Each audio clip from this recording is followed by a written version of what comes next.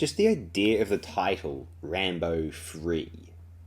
In 1988, the proposal of Rambo III would have made certain audiences so excited. Dude, or whatever they said then. Rambo III? Not just Rambo. That didn't come out until 2008. Not Rambo 2. The previous one was called Rambo First Blood Part 2. Not Rambo 2. And the 2008 film, as I inferred, was simply titled Rambo. But Rambo III! Oh my god, I cannot contain my excitement. What's going to happen in Rambo III? Well, apparently it was the most expensive film ever made at the time. It looks it, but also it doesn't. It looks incredibly expensive without relying on ambitious photography itself.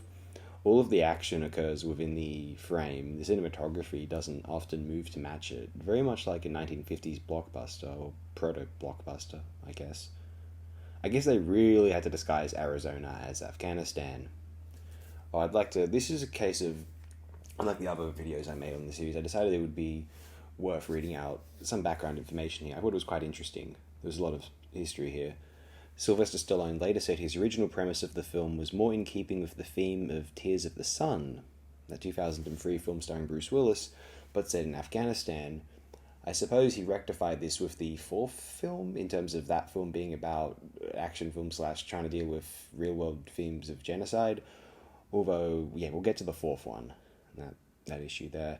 Bullet and Red Heat scribe. What a dichotomy. Bullet and Red Heat. Like that Schwarzenegger Belushi film. Like, what a joke. Bullet with Steve McQueen.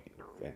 Bullet and Red Heat scribe Harry Kleiner, was hired to write a draft, but his script was rejected by Stallone.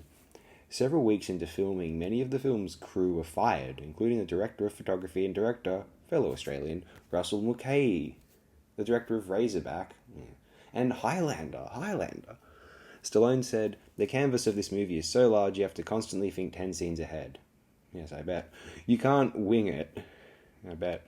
They didn't go into the Battle of Waterloo not knowing what their strategy would be. But they didn't win. Well, this movie is kind of like a cinematic warfare. We have a huge cast and crew, more than 250 people, and tough locations to deal with. Yep. Arizona? Lots of movies shot in Arizona. I gotta stop interrupting. Everyone and everything has to coordinate. In a 2008 online Q&A, Stallone stated that a disagreement over casting led him to firing Russell Mulcahy as the director. He went to Israel 2 weeks before me with the task of casting 24 vicious-looking Russian troops. Yeah, they were going to shoot this film in Israel initially. I think they settled in Arizona. These men were supposed to make your blood run cold. When I arrived on the set, what I saw was 24 blonde, blue-eyed pretty boys that resembled rejects from a surfing contest. Needless to say, Rambo is not afraid of a little competition, but being attacked by third-rate male models could be an enemy that could overwhelm him. I explained my disappointment to Russell, and he totally disagreed, so I asked him and his chiffon army to move on. Mulcahy was replaced by Peter MacDonald, a veteran second-unit director. It was MacDonald's first film as director, but he was very experienced and had directed the second-unit action sequences of Rambo First Blood Part 2. MacDonald later said, "I tried very hard to change the Rambo character a bit and make him a vulnerable and humorous person. I failed totally. I knew instinctively what was a good and bad shot," he added. Stallone knew his character because it was his third outing as Rambo. I wasn't shooting Shakespeare, and at times it was hard to take it seriously. MacDonald shot the stick fighting scene in Bangkok himself using a handheld camera. The character Masood, played by Greek actor Spiros Fokas, was named after Mujahideen commander Ahmad Shah Massoud, who fought the Soviets and later the Taliban. The film was shot in Israel, Thailand, and Arizona. MacDonald states, "There were so many restrictions in Israel where you could and couldn't shoot. The producers and Stallone decided that they would go back to Arizona, where they had looked long before I was on the film. There was a group there called the Reenactors. We had around 250 of these guys who reenact the American Civil War. They were called on to do fight sequences, which they loved." An extensive film score was written by Oscar-winning American composer Jerry Goldsmith, conducting the Hungarian State Opera Orchestra. However, much of it was not used. Instead, much of the music Goldsmith penned for the previous installment was recycled. Yes, I think that Russell Mulcahy might have been better off than Peter MacDonald, and perhaps a more ambitious cinematographer than John Stainer, whose previous credit had been the highly likable, though photographically unimaginative, Death Wish 3. So what do we have? Rambo had become an icon due to the second film, I guess, and so the profits of that film was sure to enable what was to be, inevitably, the greatest film of all time. Well, it's Rambo 3. How good was Rambo 3 going to be, though? The appeal of the second was the wicked jungle photography and the nifty combat sequences set amongst that luscious environment, to some degree anyway. They returned to that formula for movie 4, so let's assume so. So for movie 3, we just have Rambo doing Rambo things in the desert. A bit of stealth, a bit of run and gun, and with more money to burn behind the scenes. Yeah, what could go wrong? Well, there's lots of helicopters, explosions. Rambo in this film was probably the inspiration for Fortune in Metal Gear Solid 2. Artillery magically goes all around him and not into or through him. Nanomachines, maybe.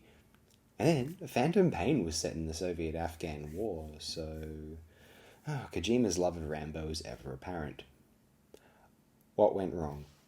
Well, aside from certain political controversies, I suppose we have to fundamentally analyse what is right or wrong with the proposal of Rambo 3. Or rather, what it is, as I described. What goes wrong?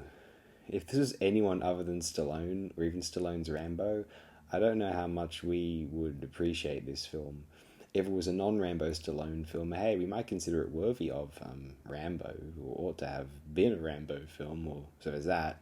But if this were Van Damme or even Arnold, I don't know if anyone would be championing this film very much.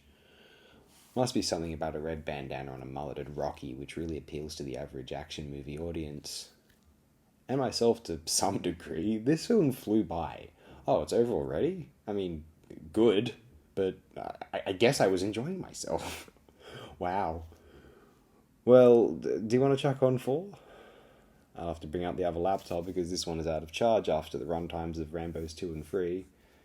Yeah, chuck it on. And so we did. Rambo 3 will not disappoint anyone who is excited by the title alone, Rambo 3.